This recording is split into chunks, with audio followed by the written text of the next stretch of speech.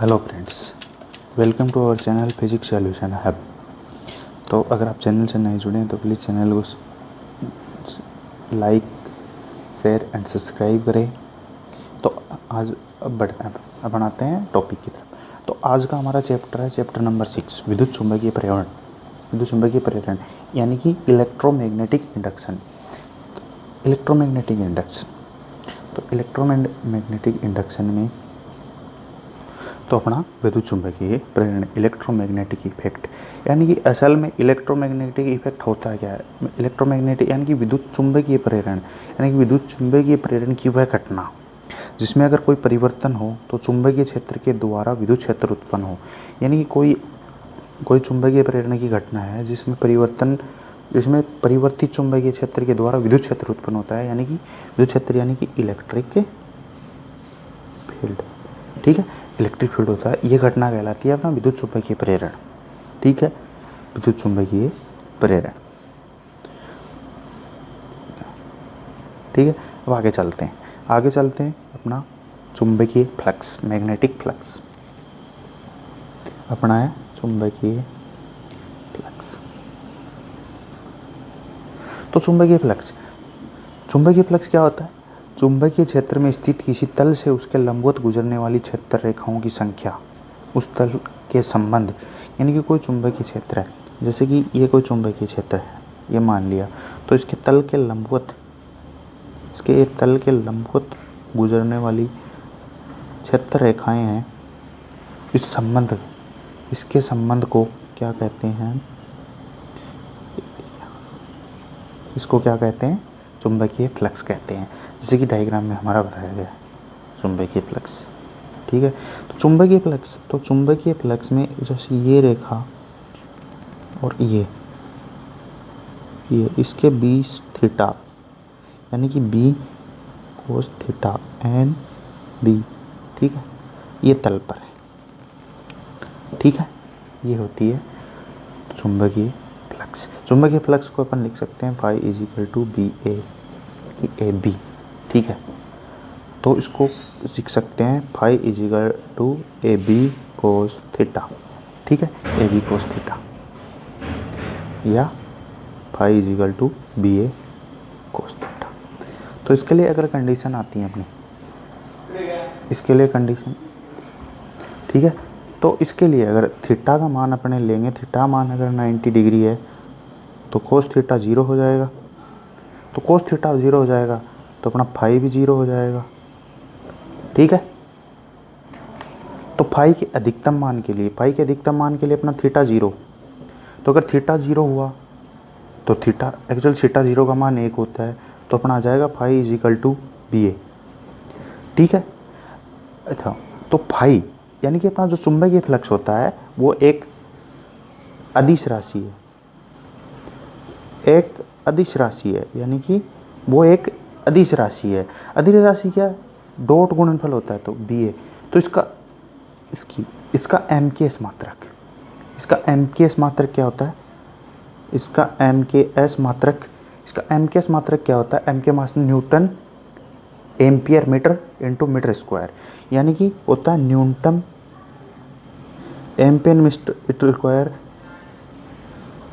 Ampere metre into metre square. ये होता है इसका एम के एस मात्रक। ठीक है, ये होता है इसका न्यूटन एम्पियर, ये होता है। तो इसको अगर अगले फॉर्म में अगर चेंज करेंगे तो इसका क्या आएगा? के जी मीटर स्क्वायर ए इनवर्स, ये होगा। ठीक है, तो एम के एस, इसका एम के एस का एक और, इसका एम के एस में मात्रक होता है वेबर। क्या होता है? वेबर। ठीक है, इसका एम के एस में मात्रक वेबर होता है। तो एक वेबर की परिभाषा क्या होती है? एक वेबर की परिभाषा के लिए अपन क्या करेंगे? एक वेबर होता है क्या एक्चुअल में? एक वेबर यानी कि एक वेबर क्या होता है? जब एक टेस्ला का एक समान चुंबकीय क्षेत्र 1 मीटर स्क्वायर क्षेत्र पर लंबवत आपतित होता है तो पृष्ठ के संबंध चुंबकीय फ्लक्स को एक वेबर कहते हैं। तो यानी कि सीजीएस मात्रक, इसका सीजीएस मात्रक होता है। यानी कि वेबर क्या होता है? जब एक टेस्ला का एक समान चुंबकीय क्षेत्र, यानी कि एक टेस्ला का एक समान चुंबकीय क्षेत्र है, क्षेत्र पर लंबवत आपतित होता है, 1 मीटर के क्षेत्र पर लंबित होता है, तो पृष्ठ के संबद्ध चुंबकीय फ्लक्स, जिसको पृष्ठ के लंबवत जो चुंबकीय फ्लक्स होता है ना, पृष्ठ के संबद्ध चुंबकीय फ्लक्स होता है, उसको 1 वेबर कहते हैं। तो इसको WB से प्रदर्शित करते हैं। और CGS, इसमें CGS का मात्रक होता है, CGS का मात्रक होता है इसमें मैक्सवेल।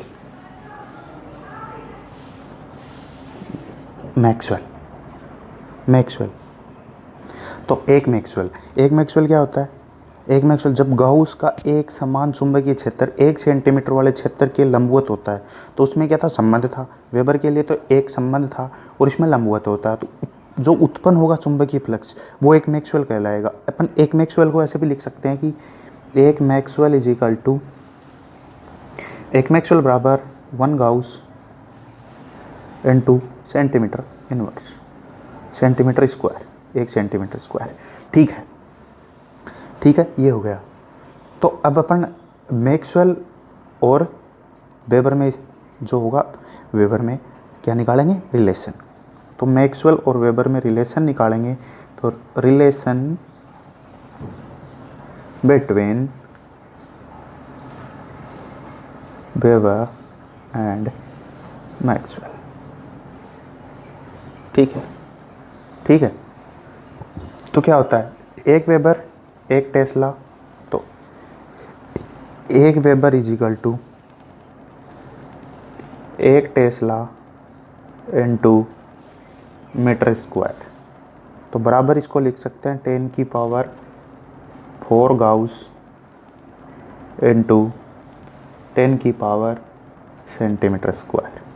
तो इसको लिख सकते हैं 10⁸ गाउस सेंटीमीटर को मैक्सवेल। ठीक है, तो अपना 1 weber is equal to 10⁸ maxwell. ठीक है, तो ये होता है अपना। तो इसका मात्रक क्या होता है? वेबर मीटर स्क्वायर, यानी कि वेबर मीटर स्क्वायर। ठीक है, तो मीटर स्क्वायर। ठीक है, अब अगला क्या? इसलिए चुंबकीय क्षेत्र की तीव्रता B को चुंबकीय फ्लक्स घनत्व भी कहते हैं। तो इसको क्या कहते हैं? चुंबकीय फ्लक्स घनत्व भी कह लेते हैं, चुंबकीय फ्लक्स घनत्व भी कहते हैं। तो इसका बीमीय सूत्र क्या होगा? इसका बीमीय सूत्र होगा M1L2T-2 A इनवर्स। ये होगा इसका चुंबकीय फ्लक्स का। तो उसको चुंबकीय फ्लक्स घनत्व कहते हैं। तो घनत्व, तो यानी चुंबकीय फ्लक्स का ये होगा। अब धनात्मक तथा ऋणात्मक फ्लक्स। तो धनात्मक, पॉजिटिव एंड नेगेटिव फ्लक्स। तो पॉजिटिव एंड नेगेटिव फ्लक्स, तो जैसे कि पॉजिटिव नेगेटिव, तो पॉजिटिव जब एक लंबीबंध, ये जैसे कि कोई, ये एन दिशा, एन कैप दिशा इसकी बी, ए थीटा 0 डिग्री और five equal to plus B A. तो जब अभिलंब उन बिंदुओं पर खींचा जाता है जो क्षेत्र के बाहर की दिशा में जाते हैं, तब थीटा 0 होता है और फ्लक्स धनात्मक होता है। और जब अभिलंब क्षेत्र की दिशा के विपरीत खींचा जाता है तो थीटा 180 होता है और फ्लक्स ऋणात्मक होता है। ठीक है, जब बाहर खींचा जा सकता है, जब अपन ऐसे खींच सकते हैं इसको, तो ये 180 हो जाएगा। ठीक, अब देखिए एक नोट लगा के, अपन नोट लगा के करेंगे। एक चीज़ नोट लगाएंगे। अब नोट क्या होता है? यदि कोई वस्तु चुंबकीय क्षेत्र में रखी है, तो चाहे वह समान हो या असमान हो, उसके अंदर निकलने वाला फ्लक्स धनात्मक व अंदर जाने वाला फ्लक्स, यानी कि अंदर से निकलने वाला, उससे बाहर निकलने वाला फ्लक्स तो धनात्मक होगा और अंदर जाने वाला फ्लक्स होगा नेगेटिव होगा। ठीक है, यही है अपना। अब आते हैं हम चुंबकीय, फैराडे के विद्युत चुंबकीय प्रेरण नियम, यानी कि अगला टॉपिक है अपना फैराडे के विद्युत चुंबकीय प्रेरण नियम। ठीक है,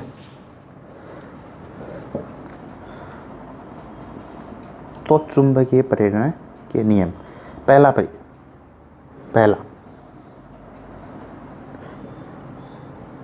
कोई कुंडली है जिस पे धारा मापी लगी हुई है, और जिस पे चुंबक का एस सिरा इसमें अंदर जा रहा है।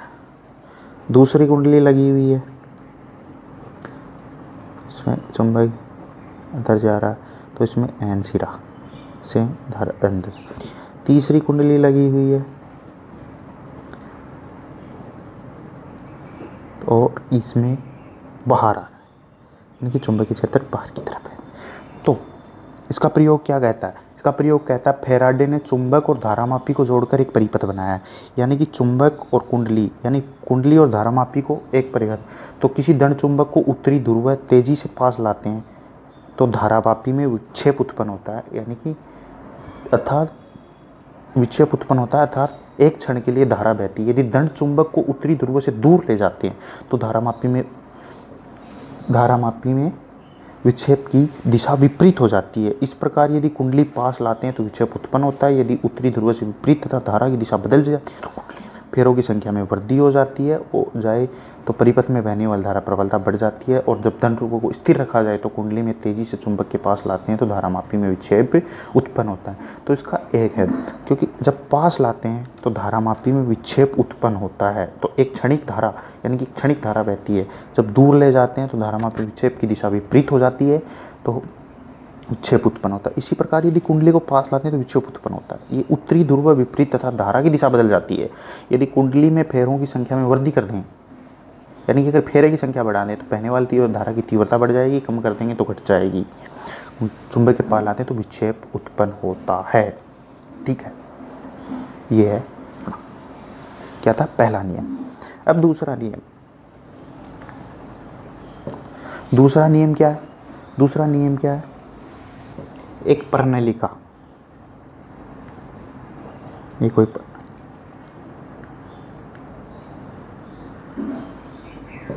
एक परिनलिका और एक धारामापी और कुंडली। ठीक है, का की दिशा, धारा की दिशा ये होगी। एक परिनलिका साथ बी, एक परिनलिका बी तथा एक के की से जोड़ते हैं जिसे प्राथमिक परिपथ कहते हैं। यह है प्राथमिक परिपथ। कुंडली तथा धारामापी को जोड़कर सेकंड परिपथ बनाते हैं। जब के को लगाकर, यानी कि जब की को लगाकर धारा प्रवाहित की जाती है तो सेकंड परिपथ में विक्षेप उत्पन्न होता है, यानी कि इसमें विक्षेप आएगा, इसमें विक्षेप आएगा। तो इसका रिजल्ट, जब चुंबकीय परिनलिका बीच सापेक्ष गति करवाई जाती है तब परिपथ में एक विद्युत वाहक बल उत्पन्न हो जाता है जिसे प्रेरित विद्युत वाहक बल कहते हैं। यानी कि कुंडली एक गति, यदि परिपथ बंद होता है तब परिपथ में एक प्रेरित विद्युत, ये घटना विद्युत चुंबकीय प्रेरण कहलाती है। तो यानी कि कुंडली जब कुंडली लगी हो, परिपथ चालू हो, परिपथ अगर चालू होता है, जैसे कि अपना परिपथ अभी चालू है, तो परिपथ अगर चालू है, चालू परिपथ है तो उसमें विद्युत वाहक बल उत्पन्न होता है परिपथ में, जिसे प्रेरित विद्युत वाहक बल कहते हैं। यदि परिपथ बंद होता है तो एक प्रेरित विद्युत वाहक बल भी उत्पन्न होता है। इस घटना को विद्युत चुंबकीय प्रेरण कहते हैं, विद्युत चुंबकीय प्रेरण कहते हैं। तो आज के लिए इतना ही। अगले टॉपिक में अपन पढ़ेंगे फैराडे के नियम, तीनों नियम फैराडे के, फिर लेंज का नियम, ऊर्जा संरक्षण का नियम। ऊर्जा संरक्षण का नियम तो जैसे कि हम पहले भी पढ़ चुके हैं चैप्टर नंबर 1 में, यानी कि आपको गलती से मैंने 2 चैप्टर एक साथ पढ़ा दिए, इलेक्ट्रिक फ्लक्स और इलेक्ट्रिक फील्ड और इलेक्ट्रिक चार्ज, वो आपको गलती से एक साथ पढ़ा दिए। वो अलग अलग चैप्टर हैं। अपने फर्स्ट और सेकंड आपको पढ़ा दिया, 7 चैप्टर पढ़ा दिया, अपन 6 स्टार्ट कर चुके हैं। तो इसमें क्या, ऊर्जा संरक्षण का नियम। ऊर्जा संरक्षण का नियम क्या कहता है कि धारा को न तो नष्ट कर, ऊर्जा को न तो नष्ट कर सकते हैं, न ही उसको उत्पन्न कर सकते हैं, बल्कि एक प्रकार से दूसरे प्रकार में बदल सकते हैं, यानी कि और एक स्थान से दूसरे स्थान में वो कर सकते हैं। तो लेंज का नियम, अपन लेंज का नियम पढ़ लेते हैं। लेंज का नियम, लेंज का नियम क्या कहता है? प्रेरित धारा की दिशा ऐसी होती है कि वह जिस प्रकार से उत्पन्न होती है उसी का विरोध करती है। तो और फैराडे का दूसरा नियम ही लेंज का नियम है। दूसरा नियम ही लेंज का, तो E - NdΦ/dt, यह है लेंज का नियम। तो लेंज का नियम क्या कहता है? लेंज का नियम ये कहता है कि प्रेरित धारा की दिशा ऐसी होती है कि वह जिस कारण उत्पन्न होती है उसी का विरोध करती है। तो आज के लिए अपना इतना ही, मिलते हैं अगले पार्ट में। Thank you. प्लीज़ चैनल को सब्सक्राइब, लाइक और शेयर करें। धन्यवाद।